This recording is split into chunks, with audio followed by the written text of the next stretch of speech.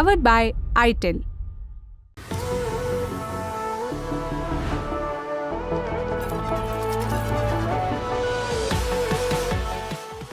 वहाँ सब कुछ नारंगी था, ज़मीन, दीवारें, हर चीज़।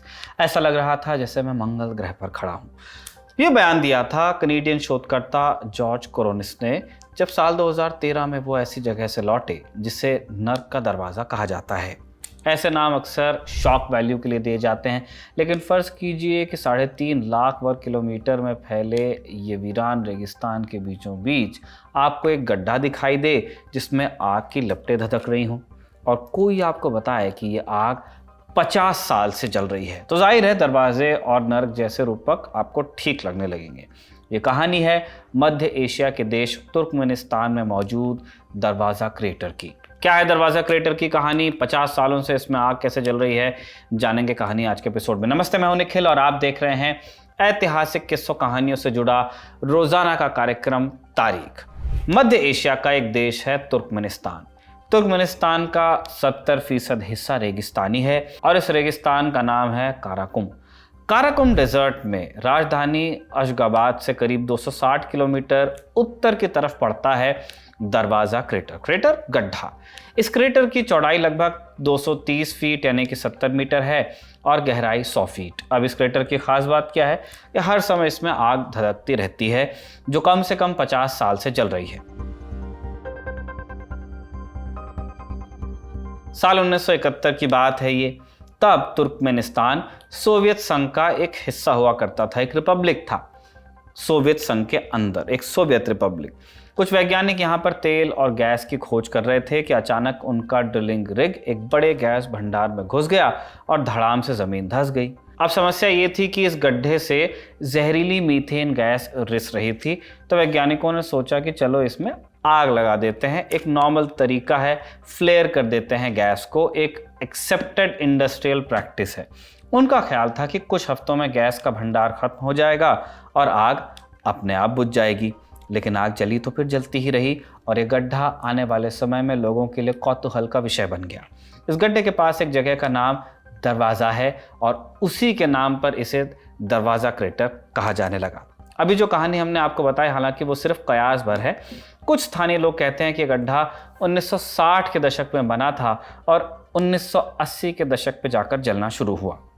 एग्जैक्टली क्या हुआ था कोई नहीं जानता, क्योंकि दरवाज़ा क्रेटर की असल कहानी सोवियत सीक्रेट रिकॉर्ड्स में दब कर रह गई।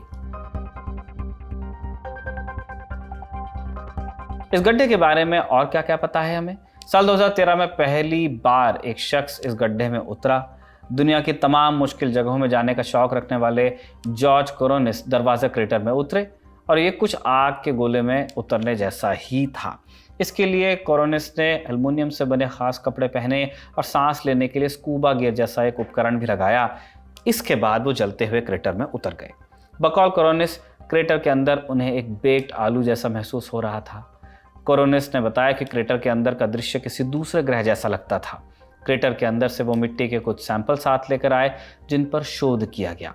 इस शोध से पता चला कि गड्ढे के अंदर गर्म तापमान में भी कुछ बैक्टीरिया जीवित थे। वैज्ञानिक इन बैक्टीरिया को एक्सट्रीमोफाइल्स कहते हैं। ये नाम इसलिए क्योंकि ये चरम परिस्थितियों में भी जीवित रह जाते हैं।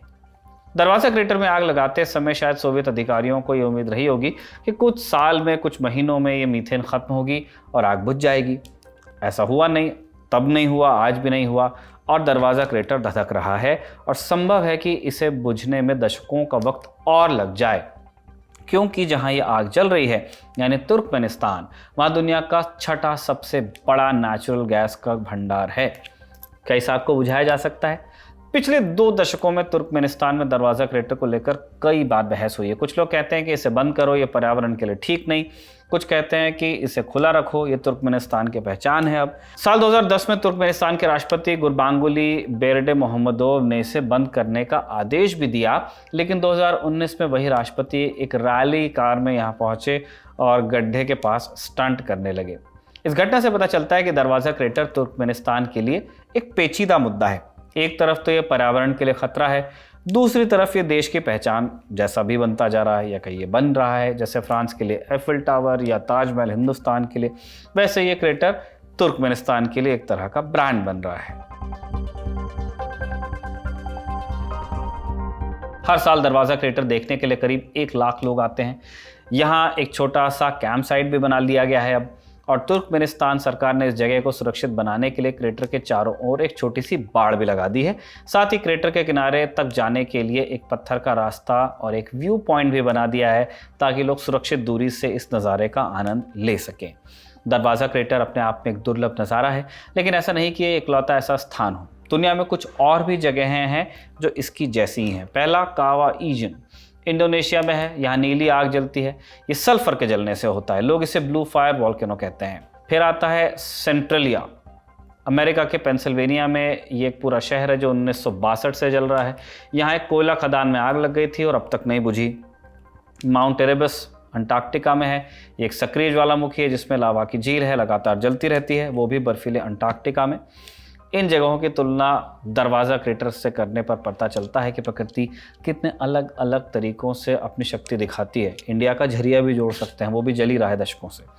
लेकिन दरवाज़ा क्रेटर अपने मानव निर्मित इतिहास और लंबे समय तक जलने की वजह से अलग लगता है। इस क्रेटर का आगे क्या होगा? साल 2022 में तुर्कमेनिस्तान के राष्ट्रपति ने अधिकारियों को आदेश दिया कि वो इस आग को बुझाने के लिए कुछ उपाय करें, क्योंकि एक गड्ढे के चलते एक तो खूब सारी मीथेन बर्बाद हो रही है और दूसरा मीथेन के चलते ढेर सारा प्रदूषण और पर्यावरण का नुकसान तो हो ही रहा है क्योंकि जल रही है। आप जानते हैं कि मीथेन एक ग्रीन हाउस गैस है। ग्लोबल वार्मिंग में इसका योगदान कार्बन डाइऑक्साइड से 25 गुना ज़्यादा होता है। ब्लूमबर्ग की रिपोर्ट के मुताबिक दरवाज़ा क्रेटर में जलने वाली गैस से उतना ही प्रदूषण होता है जितना किसी मध्यम आकार के शहर में चलने वाली कुल गाड़ियों से 1 साल में होता है। इन्हीं कारणों के चलते इस क्रेटर को बंद करने के प्रयास जारी हैं, लेकिन काम मुश्किल है। आप इससे ऐसे समझ सकते हैं कि जिस तरह पहाड़ी स्रोत से पानी निकलता है, आप उससे कोई टोटी लगाकर बंद नहीं कर सकते, वैसे ही ज़मीन से निकलने वाली गैस को भी यूं ही बंद करना बहुत मुश्किल होता है। वैज्ञानिकों का अंदाज़ा है कि जब तक गैस खत्म नहीं हो जाएगी, आग बुझाना बहुत मुश्किल होगा। कब होगा ये पता किसी को नहीं है। इसी नोट पे तारीख का ये एपिसोड हम यहीं पे ख़त्म करते हैं। इसे कमल ने लिखा और जतिन ने रिकॉर्ड किया। आप देखते रहिए दी लल्लन टॉक।